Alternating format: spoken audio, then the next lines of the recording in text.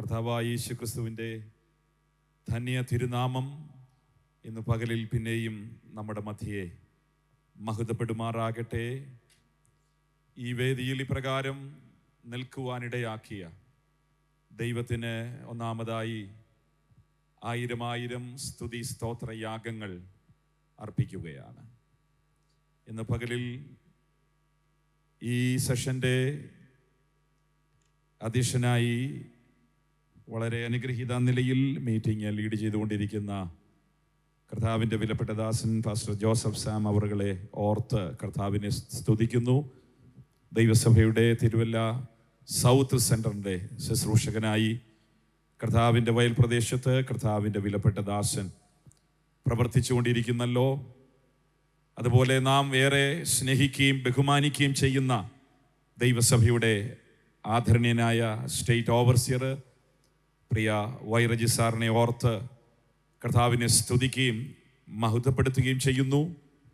കർത്താവിൻ്റെ ദാസൻ ഇന്നലെ പ്രാർത്ഥിച്ച് വചനം ശുശ്രൂഷിച്ച് ഉദ്ഘാടനം നിർവഹിച്ച 102ാമത് നമ്മുടെ ജനറൽ കൺവെൻഷൻ്റെ ഈ രണ്ടാമത്തെ പകൽ യോഗത്തിൽ കടന്നു വന്ന് സംബന്ധിച്ച് അനുഗ്രഹം പ്രാപിപ്പാൻ തക്കവണ്ണം ഇന്ന് പകൽക്കാലം നമ്മളെ കർത്താവ് ബലപ്പെടുത്തുന്ന എല്ലാ ദൈവ കൃപകളെ ഓർത്ത് നന്ദിയോടെ കർത്താവിനെ സ്തുതിക്കുകയാണ്.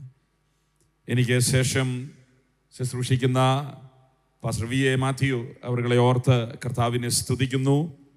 ദൈവസഭയുടെ വളരെ സീനിയർ ശുശ്രൂഷകനായി സ്തുതിർഹമായ നിലയിൽ പ്രവർത്തിച്ചുകൊണ്ടിരിക്കുന്ന എബ്രഹാം മാത്യു പാസ്റ്ററെ ഓർത്ത്, റെജിറ്റി രാജു പാസ്റ്ററെ ഓർത്ത്, AD ജോൺസൺ പാസ്റ്ററെ ഓർത്തും കർത്താവിനെ സ്തുതിക്കുന്നു. ഇന്ന് പകലിലൂടെ സദസ്സിലും വേദിയിലുമായി ഒക്കെ ആയിരിക്കുന്ന കർത്താവിൽ അനുഗ്രഹീതരായ ദൈവസഭയുടെ സെൻട്രൽ ശുശ്രൂഷകന്മാർ, പ്രാദേശിക സഭയുടെ ശുശ്രൂഷകന്മാർ, ദൈവമക്കൾ ഏവർക്കും വന്ദനം അറിയിച്ചുകൊണ്ട് ഞാൻ തുടർന്ന് ദൈവവചനത്തിൽ നിന്നും എനിക്ക് അനുവദിക്കപ്പെട്ട സമയത്ത് ശുശ്രൂഷിക്കുവാൻ ദൈവത്തിൻ്റെ മഹാകൃപയിൽ ശരണപ്പെടുകയാണ്. ക്രിസ്തുവിൽ പൂർണ്ണ ജയാളികൾ എന്ന ഒരനുഗ്രഹീതമായ തീമാണ് ദൈവസഭയുടെ സ്റ്റേറ്റ് ഓവർസിയർ വൈറജി സാറ് പ്രാർത്ഥിച്ച് ഈ വർഷത്തെ കൺവെൻഷന് നൽകിയിരിക്കുന്നത്. വളരെ ഗംഭീരമായ മനോഹരമായ ഒരു തീമാണ് നമുക്ക് ലഭിച്ചിരിക്കുന്നത്.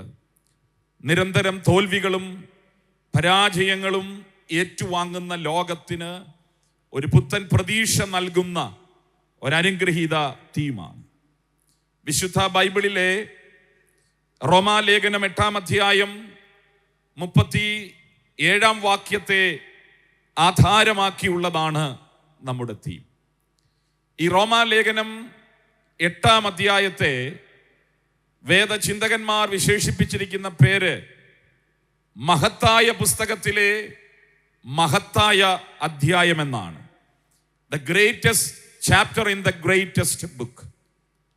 ഈ 8-ാം അധ്യായം അതിൻ്റെ 37-ാം വാക്യം മലയാളം ബൈബിളിൽ നമ്മൾ വായിക്കുന്നത്, നാമോ നമ്മെ സ്നേഹിച്ചവൻ മുഖാന്തരം ഇതിലൊക്കെയും പൂർണ്ണ ജയം പ്രാപിക്കുന്നു എന്നാണെങ്കിൽ അതിൻ്റെ ആംഗലേയ പരിഭാഷ അല്പസ്വല്പം വ്യത്യാസമുള്ളതാണ്.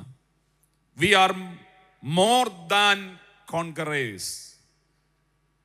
നാം ജയാളികളെക്കാൾ വലിയവരാണ്. നാം ജേതാക്കളെക്കാൾ വീരന്മാരാണ് എന്ന പരിഭാഷയാണ്. മൂലഭാഷയിൽ കൊടുത്തിരിക്കുന്ന പദം ഹ്യൂപ്പർനിക്കുമൻ അല്ലെങ്കിൽ ഹ്യൂപ്പർനിക്കാവോ എന്ന ഒരു പദമാണ്. ഹ്യൂപ്പർനിക്കാവോ അമേരിക്കൻ അത്ലറ്റിക് സ്പോർട്സ് വെയർ കമ്പനിയുടെ നിക്കി അല്ലെങ്കിൽ നൈക്കി എന്ന് അറിയപ്പെടുന്ന വളരെ വിസ്തൃതമായ കമ്പനി. അത് ബ്രിട്ടൻ ഇംഗ്ലീഷിൽ നൈക്ക് എന്നും അമേരിക്കൻ ഇംഗ്ലീഷിൽ നൈക്കി എന്നും വിളിക്കുന്ന ആ അമേരിക്കൻ സ്പോർട്സ് വെയർ കമ്പനി.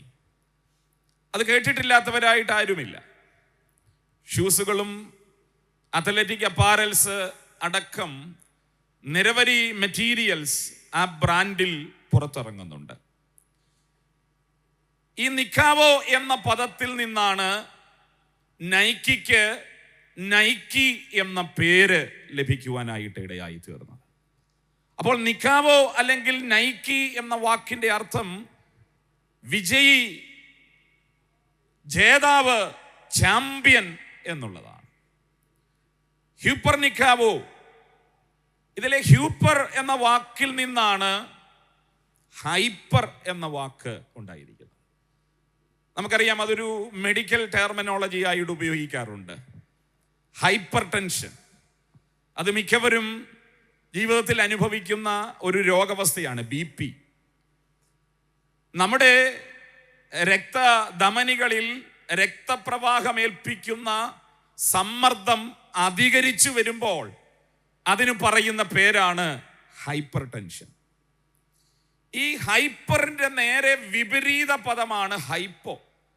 നമുക്കറിയാം, ഹൈപ്പോഗ്ലൈസീമിയ, ഷുഗർ പേഷ്യൻസ്, ഇൻസുലിൻ ഒക്കെ എടുക്കുന്ന ആളുകൾ അഭിമുഖീകരിക്കുന്ന ഒരു പ്രശ്നമാണ് ഹൈപ്പോഗ്ലൈസീമിയ.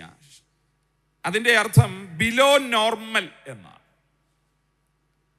നോർമലിനേക്കാളും കുറഞ്ഞു പോയിരിക്കുന്ന ഒരു അവസ്ഥ.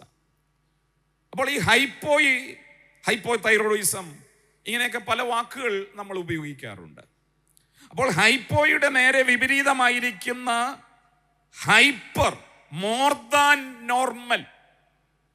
അപ്പോൾ ഈ രണ്ട് വാക്കും കൂടെ ചേർത്ത് ഹ്യൂപ്പർനിക്കാവോ എന്ന് പറയുമ്പോൾ നമ്മൾ we are more than conquerors. നമ്മൾ ആരാണ്? ചാമ്പ്യന്മാരെക്കാൾ, ജേതാക്കളെക്കാൾ, വിജയികളെക്കാൾ വീരന്മാരാണ് എന്നാണ് അപ്പോസ്തലനായ പൗലോസ് ആ വാക്യത്തിൽ വളരെ ശക്തമായിട്ട് നമുക്ക് നൽകി തരുന്ന ദൂത. മോർ ദാൻ കോൺഗ്രസ് എന്ന പുസ്തകത്തിന്റെ എഴുത്തുകാരൻ ആ പുസ്തകത്തിൽ വളരെ മനോഹരമായ ഒരു ആശയം എഴുതുന്നുണ്ട്. അതിപ്രകാരമാണ്: ഒരു ബോക്സിംഗ് ചാമ്പ്യൻഷിപ്പിൽ വിജയായി തീർന്ന ആള് സ്റ്റേജിൽ വന്ന് ഒരു വലിയ തുകയുടെ ചെക്ക് സമ്മാനമായി അദ്ദേഹം ഏറ്റുവാങ്ങുകയാണ്. അപ്പോൾ സദസ്സിലുള്ള ബഹുശതം ആളുകൾ ഇരിപ്പിടങ്ങളിൽ നിന്ന് എഴുന്നേറ്റു നിന്ന് കരഘോഷത്തോടെ അദ്ദേഹത്തെ സ്വീകരിക്കുമ്പോൾ അദ്ദേഹത്തിൻ്റെ ഭാര്യ പെട്ടെന്ന് സ്റ്റേജിലേക്ക് ഓടിക്കയറി വന്ന ആ മനുഷ്യനെ കെട്ടിപ്പിടിച്ച് ചുംബിച്ചിട്ട് ഈ ചെക്കും കൈക്കലാക്കി മടങ്ങിപ്പോയി. അപ്പോൾ അവളെക്കുറിച്ച് ആളുകൾ പറയുകയാണ്, അവൾ ജയാളിയേക്കാൾ വലുതാണ്. She is more than conqueror എന്ന് പറഞ്ഞാൽ, ഈ മനുഷ്യൻ ഈ ബോക്സിങ്ങിൽ ഈ കണ്ട ഇടിയെല്ലാം വാങ്ങിച്ചു കൂട്ടി ഒരു പരുവമായി ബന്ധപ്പെട്ട് കഷ്ടപ്പെട്ടു നേടിയെടുത്തിയ ഈ സമ്മാനം തൻ്റെ സ്നേഹനിധിയായ ഭാര്യ എത്ര ഈസി ആയിട്ടാണ് കൈക്കലാക്കിയത്.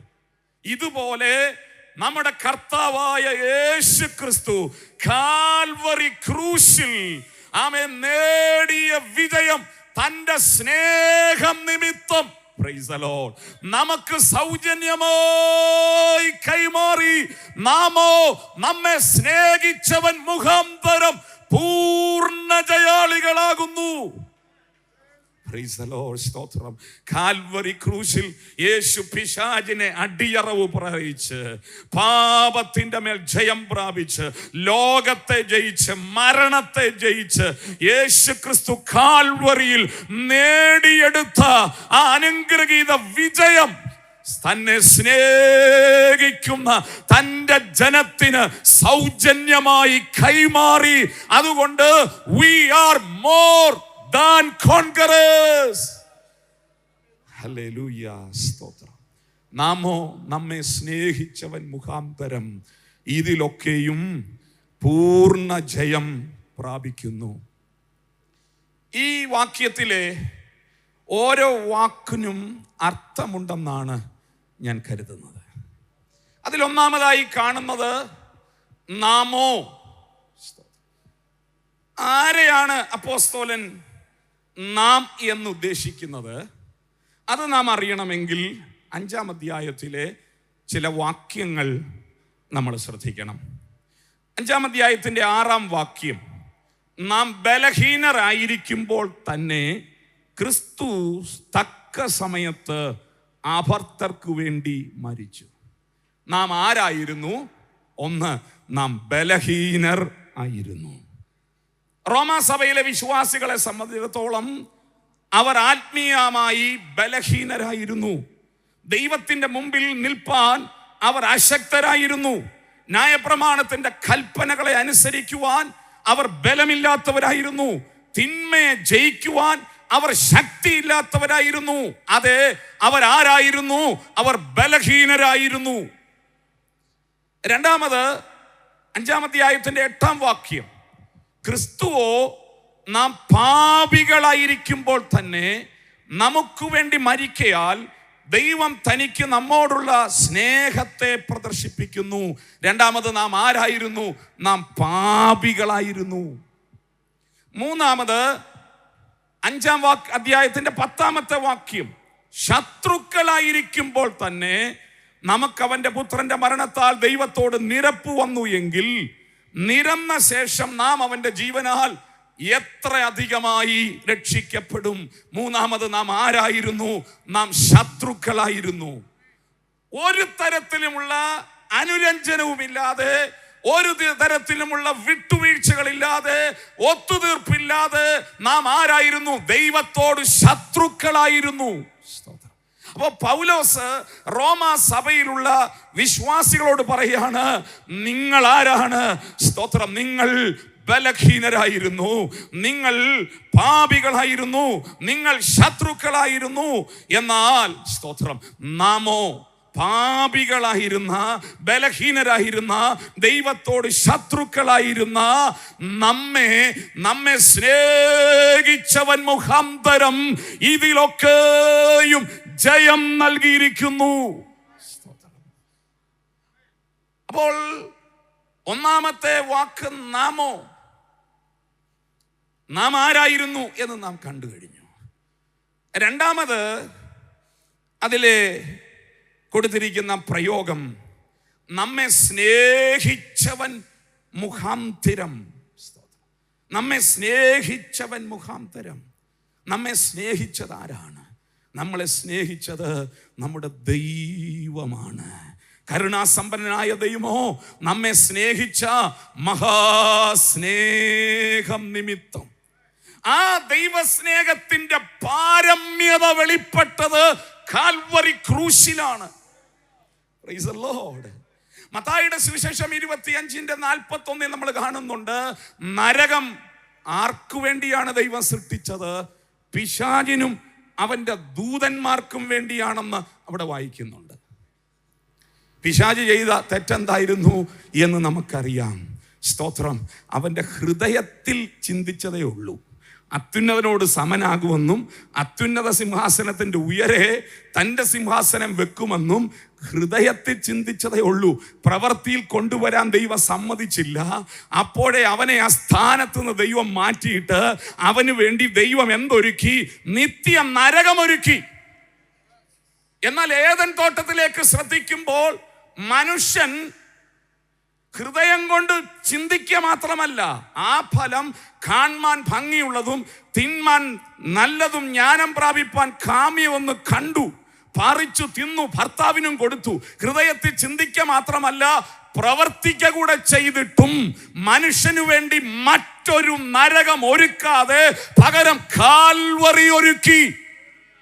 അതാണ് ദൈവസ്നേഹത്തിന്റെ ആഴം. Praise the Lord. We are the exclusive recipients of divine love. നാം മാത്രമാണ്. കോടിക്കണക്കിന് ജീവജാലങ്ങൾ ദൈവം സൃഷ്ടിച്ചെങ്കിലും അതിലെ സ്തോത്രം ആമേൻ ദൈവസ്നേഹം അനുഭവിക്കുന്ന ഒരേ ഒരു സൃഷ്ടി മനുഷ്യൻ മാത്രമാണ്. We are the exclusive recipients of divine love. ഇന്ന് പകലിൽ ആ ദൈവസ്നേഹത്തിന്റെ പൂർണ്ണത അനുഭവിക്കുവാൻ ഭാഗ്യം ലഭിച്ചവരെ ഓർത്ത് ഞാൻ എൻ്റെ ദൈവത്തെ സ്തുതിച്ച് മഹത്വപ്പെടുത്തുകയാണ്. ഇനി ആ വാക്യത്തിലെ മൂന്നാമത്തെ പ്രയോഗം ഒന്ന് ശ്രദ്ധിച്ചേ. ഇതിലൊക്കെയും പൂർണ്ണ ജയം പ്രാപിക്കുന്നു. ഏതിലൊക്കെയാണ്, ഏതൊക്കെ കാര്യങ്ങളിലാണ് ക്രിസ്തു നമുക്ക് ജയം തന്നത്? പ്രിയമുള്ളവരെ, നമ്മളെ തോൽപ്പിച്ച് കളയുവാൻ, നമ്മളെ വീഴ്ത്തിക്കളയുവാൻ, നമ്മളെ പരാജയപ്പെടുത്തി കളയുവാൻ നമ്മുടെ ചുറ്റുപാട് നിന്ന് പൊരുതുന്ന ഒരുപാട് പോരാട്ടങ്ങളും ഇരുട്ടിന്റെ ശക്തികളും ഉണ്ട്. അവയുടെ നടുവിലാണ് വിശുദ്ധ വേദപുസ്തകം നൽകുന്ന വാഗ്ദത്തം, നാമോ നമ്മെ സ്നേഹിച്ചവൻ മുഖാന്തരം ഇതിലൊക്കെയും പൂർണ്ണ ജയം പ്രാപിക്കുന്നു. ഒരു സാധാരണ മനുഷ്യൻ ജീവിതത്തിൽ കടന്നു പോകുന്ന അല്ലെങ്കിൽ അഭിമുഖീകരിക്കുന്ന നിരവധി വെല്ലുവിളികളെ കുറിച്ച് ആ വേദഭാഗത്ത് പറഞ്ഞു. ആ കാര്യങ്ങളെ ഈ വാക്യത്തോട് ചേർത്ത് വെച്ചുകൊണ്ടാണ് അപ്പോസ്തലൻ എഴുതുന്നത്, നാമോ ഇതിലൊക്കെയും, നമ്മെ സ്നേഹിച്ചവൻ മുഖാന്തരം ഇതിലൊക്കെയും പൂർണ്ണ ജയം പ്രാപിക്കുന്നു. സ്തോത്രം. ഏതിലൊക്കെയാണ് പൂർണ്ണ ജയം പ്രാപിക്കുന്നത്? ഒന്നാമതായി ഈ എട്ടാം അധ്യായത്തിൽ നിന്നുകൊണ്ട് സംസാരിക്കുവാനാണ് ആഗ്രഹിക്കുന്നത്. ഈ 8-ാം അധ്യായത്തിൻ്റെ 1 മുതൽ 14 വരെയുള്ള വാക്യങ്ങൾ നമ്മൾ ശ്രദ്ധിക്കുമ്പോൾ അവിടെ പറഞ്ഞിരിക്കുന്നത്, ഏതു മനുഷ്യൻ്റെ ഉള്ളിൽ ഒരു ഇന്നർ കോൺഫ്ലിക്റ്റ്, ഒരു ഏറ്റുമുട്ടൽ നടന്നുകൊണ്ടിരിക്കുന്നു എന്നാണ്. 2 പ്രമാണങ്ങൾ തമ്മിൽ, 2 പ്രകൃതങ്ങൾ തമ്മിൽ ഏതൊരു മനുഷ്യൻ്റെ ഉള്ളിൽ ഒരു ഏറ്റുമുട്ടൽ നടന്നുകൊണ്ടിരിക്കുകയാണ്. ആമേൻ. ഏതൊക്കെയാണ് ആ ഏറ്റുമുട്ടൽ? ഒന്നാമത് ആത്മാവിൻ്റെയും ജീവന്റെയും പ്രമാണമാണ്. The law of the spirit and life. ജീവന്റെയും ആത്മാവിൻ്റെയും പ്രമാണം ഒരു വശത്ത്, മറുവശത്ത് പാപത്തിൻ്റെയും മരണത്തിൻ്റെയും പ്രമാണം. The law of sin and death. പാപത്തിൻ്റെയും മരണത്തിൻ്റെയും പ്രമാണം.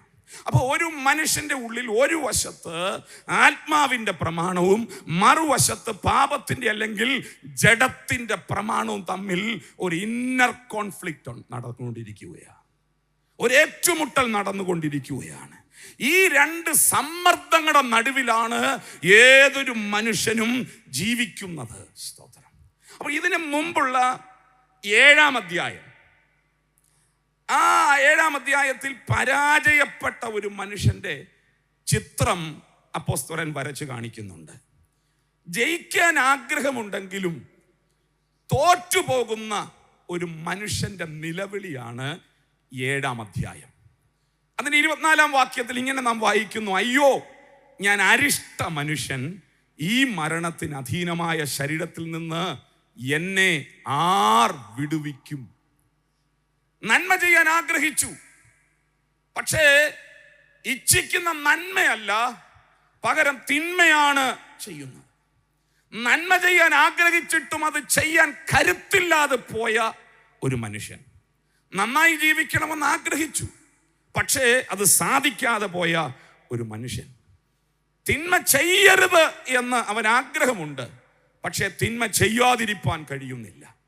അറുക്കാനുള്ള ഒരു ആടിനെ ഒരു കഴുത്തിൽ കയറ് കെട്ടിക്കൊണ്ട് അതിനെ അറവുശാലയിലേക്ക് വലിച്ചു കൊണ്ടുപോകുന്നത് പോലെ പിശാചിൻ്റെ ശക്തി, പാപത്തിൻ്റെ ശക്തി, തിന്മയുടെ ശക്തി മനുഷ്യനെ അരുതായ്മകളിലേക്ക്, അവൻ ആഗ്രഹമില്ലാത്ത കാര്യങ്ങളിലേക്ക് അവനെ വലിച്ചു കൊണ്ടുപോകുന്ന പരതാപകരമായ ഒരു കാഴ്ചയാണ് 7-ാം അധ്യായത്തിൽ നമുക്ക് കാണുവാൻ കഴിയുന്നത്.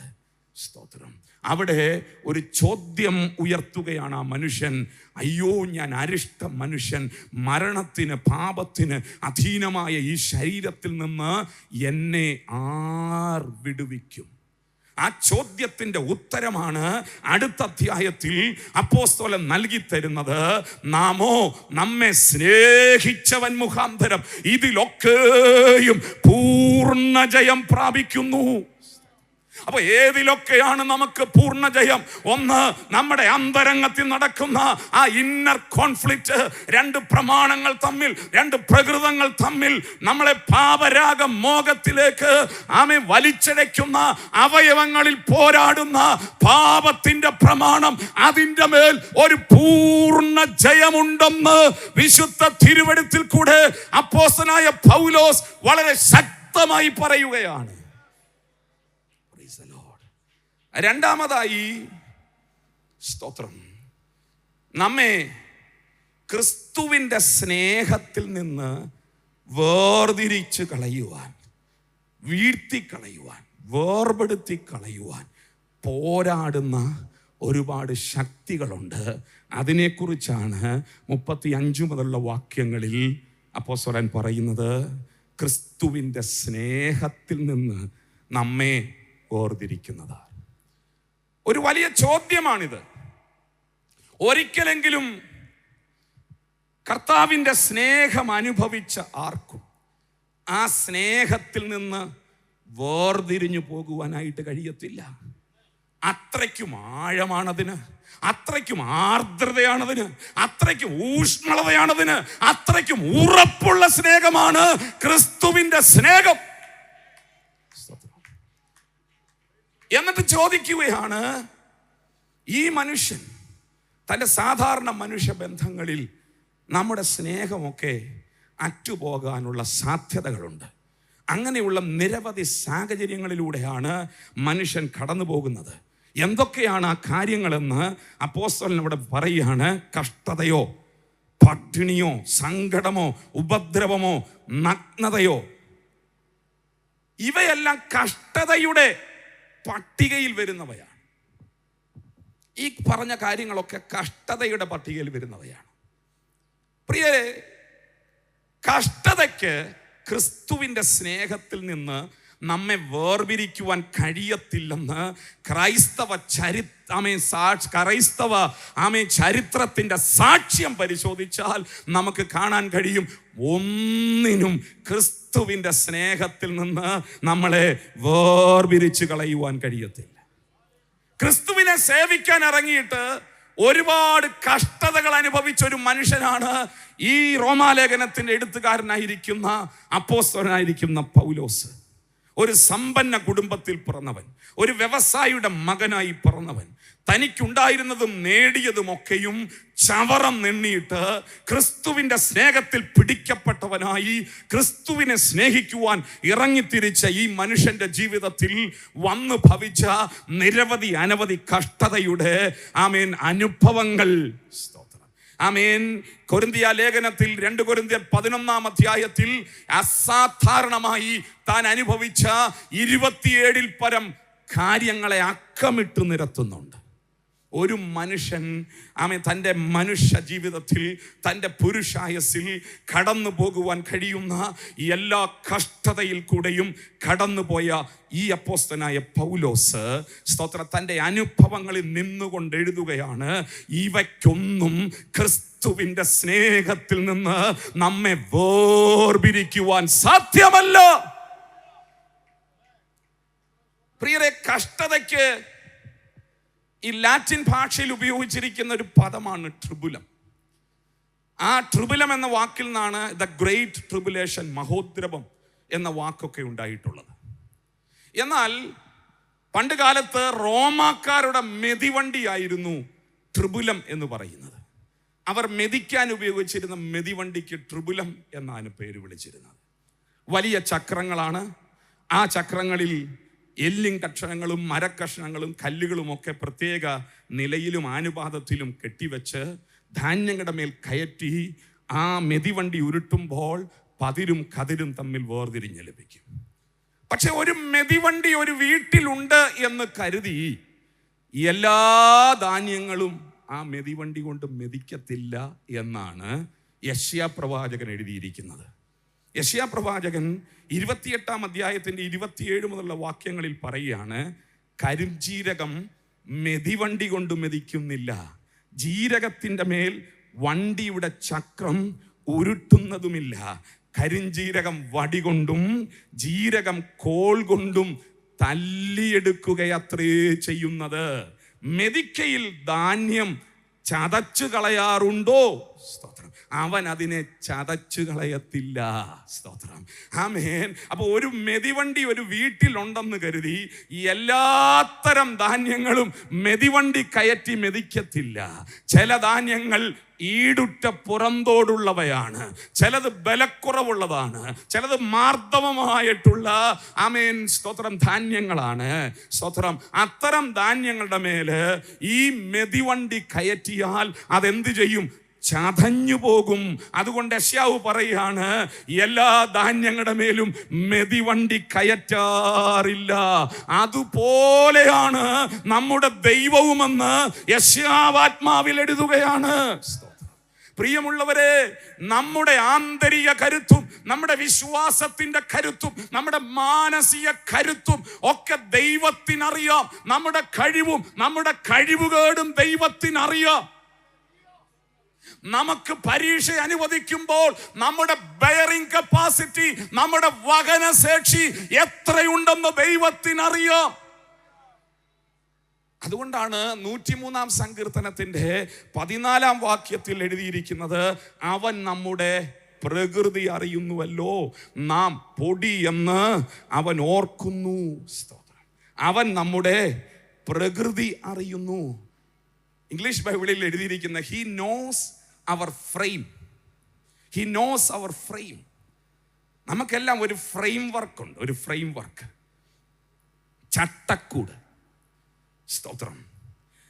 ഒരു കെട്ടിടം പണിയുമ്പോൾ അതിൻ്റെ സ്ട്രക്ചർ തീരുമാനിക്കുന്നത് ഒരു സ്ട്രക്ചറൽ എഞ്ചിനീയറാണ്. അതായത് 2 നില കെട്ടിടത്തിൻ്റെ സ്ട്രക്ചറിൽ ഒരിക്കലും 10 നില കെട്ടിടം പണിയത്തില്ല. അതിനൊരു പ്രിൻസിപ്പിൾ ഉണ്ട്, അതിനൊരു കണക്കുണ്ട്. അതനുസരിച്ചാണ് എത്രത്തോളം ലോഡ് ബെയർ ചെയ്യണം എന്നതിൻ്റെ അടിസ്ഥാനത്തിൽ, അതിൻ്റെ പ്രിൻസിപ്പിൾ അനുസരിച്ചാണ് ഒരു സ്ട്രക്ചറൽ എഞ്ചിനീയർ ഒരു സ്ട്രക്ചർ തയ്യാറാക്കുന്നത്. Price the Lord. എന്നതുപോലെ നമ്മുടെ ദൈവത്തിന്, നമ്മളെ സൃഷ്ടിച്ച ദൈവത്തിന് നമ്മുടെ പ്രകൃതി അറിയാം, നമ്മുടെ ഫ്രെയിം അവൻ അറിയാം, നമ്മുടെ ചട്ടക്കൂട്, അതിൻ്റെ കരുത്ത്, അതിൻ്റെ ആകാഴിക, അതിൻ്റെ ബലഹീനതയും അതിൻ്റെ ബലവും നമ്മുടെ തമ്പുരാന് മറ്റാരേക്കാളും ഉപരിയായിട്ട് അറിയാം. അതുകൊണ്ട് മനുഷ്യർക്ക് നടപ്പില്ലാത്ത പരീക്ഷ നേരിടാൻ സമ്മതിക്കാതെ കഷ്ടതയോടുകൂടെ, പരീക്ഷയോടുകൂടെ പോക്കുവഴി ഒരുക്കുന്ന ഒരു ദൈവം. Praise the Lord. He knows our frame. നമ്മുടെ കരുത്തവൻ അറിയാം. പ്രശ്നങ്ങളെ നേരിടുവാനുള്ള നമ്മുടെ ത്രാണി അവൻ അറിയാം. Praise the Lord. നമ്മുടെ കഴിവിനു മീതെ പരീക്ഷ നേരിടുവാൻ സമ്മതിക്കാതെ, കഷ്ടത നേരിടുവാൻ സമ്മതിക്കാതെ, പരീക്ഷയോടൊപ്പം പോക്കുവഴികളെ ഒരുക്കുന്ന ദൈവം. ഇന്ന് പകലിൽ എന്നെ കേൾക്കുന്ന ദൈവദാസന്മാരെ, ദൈവമക്കളെ, ദൈവം പോക്കുവഴി ഒരുക്കിയത് കൊണ്ടാണ് ഞാനും നിങ്ങളും ഇന്നും ഈ പകലിലും ഉറച്ചു നിൽക്കുന്നത്. നമ്മളെ മുക്കിക്കളയുവാൻ, നമ്മളെ തകർത്ത് കളയുവാൻ, വെള്ളം പോലെ നമ്മളെ ഒഴുക്കി കളയുവാൻ അനേക പ്രതിസന്ധികൾ ഇരച്ചു കയറി വന്ന സ്ഥാനത്ത് ഇപ്പോഴും നാം നിൽക്കുന്നത് നമ്മുടെ കഴിവ് കൊണ്ടല്ല. അവൻ കൃപ തോന്നി പോക്കുവഴികളെ ഒരുക്കിയത് കൊണ്ടാണ്. ദൈവത്തിനു മഹത്വം. സ്തോത്രം.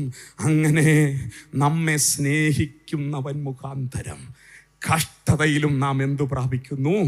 പൂർണ്ണ ജയം പ്രാപിക്കുന്നു. സ്തോത്രം. 3-ാമതായി പറഞ്ഞിരിക്കുന്നത്, ആപത്തിനോ ആയുധത്തിനോ മരണത്തിനോ ജീവനോ. സ്തോത്രം. Price the Lord.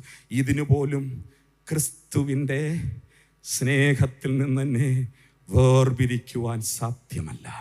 സ്തോത്രം. ക്രിസ്തുവിനെ വിശ്വസിച്ചു എന്ന ഒറ്റ കാരണത്താൽ, സ്തോത്രം, അനേകരുടെ ശിരസ്സുകളെ ഛേദിച്ചു കളഞ്ഞുകൊണ്ടിരിക്കുന്ന ഒരു കഷ്ടതയുടെ കാലഘട്ടത്തിലാണ് റോമാലേഖനം എഴുതിയതെന്ന് നാം മറന്നു പോകരുത്. റോമ ചക്രവർത്തിയായ നീറോയൊക്കെ, സ്തോത്രം, ഇസ്ലാമിക ക്രിസ്ത്യാനികളെ പീഡിപ്പിക്കുന്നത് ഒരു വിനോദ ഉപാധിയായി കണ്ടുകൊണ്ട് രമിക്കുന്ന ഒരു കാലഘട്ടത്തിലാണ് പൗലോസ് അവർക്ക് ഈ ലേഖനം എഴുതുന്നത് എന്ന് നാം മറന്നു പോകരുത്. Price the Lord. പൗലോസ് എഴുതുകയാണ്, ആ വാളിന് പോലും, ആപത്തോ വാളോ, സ്തോത്രം, മരണമോ ജീവനോ, ആ വാളിന് പോലും, ആ അത്യാഹിതത്തിന് പോലും, ആ അപകടത്തിന് പോലും ശിരസ്സു മാത്രമേ ഛേദിക്കുവാൻ വേർപിരിക്കുവാൻ കഴിയത്തുള്ളൂ. ക്രിസ്തുവിന്റെ സ്നേഹത്തിൽ നിന്ന് അവയ്ക്കൊന്നും വേർപിരിക്കുവാൻ സാധ്യമേ അല്ല. സ്തോത്രം. ഞാൻ എൻ്റെ വാക്കുകളെ അവസാനിപ്പിക്കുവാനായിട്ട് വരികയാണ്. ഏറ്റവും ഒടുവിൽ നാലാമതായിട്ട് പൗലോസ് പറഞ്ഞ് അവസാനിപ്പിക്കുകയാണ്. സ്തോത്രം. ദൂതന്മാർക്കോ വാഴ്ചകൾക്കോ അധികാരങ്ങൾക്കോ ഇപ്പോഴുള്ളതിനോ വരുവാനുള്ളതിനോ, ആമേൻ, ഉയരത്തിനോ ആഴത്തിനോ മറ്റു യാതൊരു സൃഷ്ടിക്കും, പ്രൈസ് ദി ലോർഡ്, മറ്റു യാതൊരു സൃഷ്ടിക്കും, എനി അതർ ക്രിയേറ്റഡ് തിങ്സ്, മറ്റു യാതൊരു സൃഷ്ടിക്കും എന്ന് പറഞ്ഞാൽ അതിൻ്റെ അർത്ഥം ഈ പറഞ്ഞിരിക്കുന്ന കർത്താവിൻ്റെ ദാസൻ സാംബാസ് ഓർപ്പിച്ചതുപോലെ 17 പരം പ്രതികൂല ഘടകങ്ങളെ അപ്പോസ്തലൻ നിരത്തി എഴുതിയിരിക്കുകയാണ്. എന്നിട്ട് താൻ ഒടുവിൽ ഒരു പദം ചേർക്കുകയാണ്. ഈ പറഞ്ഞത് അല്ലാതെ മറ്റു യാതൊരു സൃഷ്ടിക്കോ എന്ന് പറഞ്ഞാൽ ഇന്നത്തെ വർത്തമാന കാലഘട്ടത്തിലും വരാൻ പോകുന്ന ഭാവി കാലഘട്ടത്തിലും നമ്മുടെ ബുദ്ധിയിലോ നമ്മുടെ അറിവിലോ നമ്മുടെ ബോധ്യത്തിലോ ആമേൻ ഉള്ള ഏത് പ്രതികൂല ഘടകങ്ങളും ഈ ഉത്തരാധുനിക കാലഘട്ടത്തിൽ നമ്മൾ അഭിമുഖീകരിക്കുന്ന ഏത് പുത്തൻ വെല്ലുവിളികളും അവയെല്ലാം കൂടി ഉൾക്കൊള്ളിച്ചുകൊണ്ട് പറയുകയാണ്, മറ്റു യാതൊരു സൃഷ്ടിക്കും ക്രിസ്തുവിലുള്ള ഈ സ്നേഹത്തിൽ നിന്ന് എന്നെ വേർപിരിക്കുവാൻ സാധ്യമല്ല.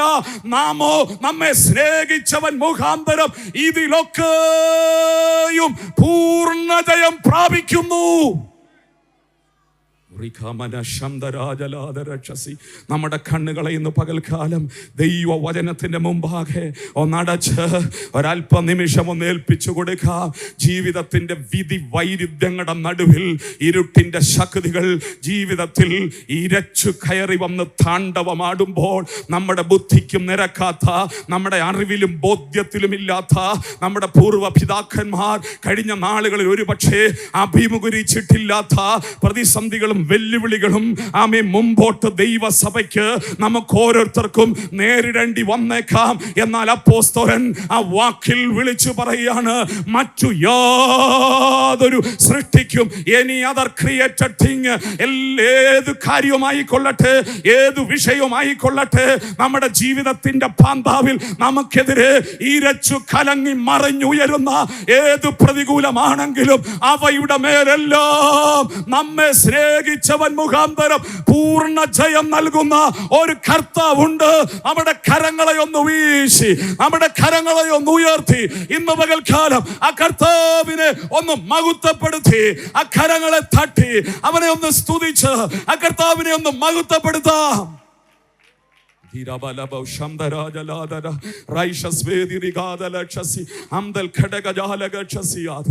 യേശു ക്രിസ്തുവിന്റെ അധികാരമുള്ള നാമത്തിൽ ഇന്ന് പകൽക്കാലം വിശ്വാസത്താൽ ഞങ്ങൾ ജയമേറ്റെടുക്കുകയാണ്. യേശുവിന്റെ നാമത്തിൽ ഇരുട്ടിന്റെ ശക്തികളെ ഞങ്ങൾ അമർച്ചയായി ശാസിക്കുകയാണ്. കൃപ കൃപ കൃപ കൃപ. ആമേ, നമ്മെ സ്നേഹിച്ചവൻ മുഖാന്തരം ഇതിലൊക്കെയും പൂർണ്ണ ജയം പ്രാപിക്കുന്നു. നാം പൂർണ്ണ ജയാളികളാണ്. ആ കർത്താവിൻ്റെ കരത്തിൽ നമുക്ക് അമർന്നിരിക്കാം. ആമേൻ. ഈ വചനങ്ങളാൽ കർത്താവ് നമ്മെ സഹായിക്കട്ടെ, അനുഗ്രഹിക്കട്ടെ എന്നോർപ്പിച്ചുകൊണ്ട് ഇപ്രകാരം ഒരു അവസരം ഒരുക്കി തന്ന ബഹുമാനപ്പെട്ട സ്റ്റേറ്റ് ഓവർസിയർക്കും ദൈവസഭയുടെ നേതൃത്വത്തിനും നന്ദി പറഞ്ഞുകൊണ്ട് വാക്കുകളെ ചുരുക്കുന്നു. കർത്താവ് സഹായിക്കുമാറാകട്ടെ.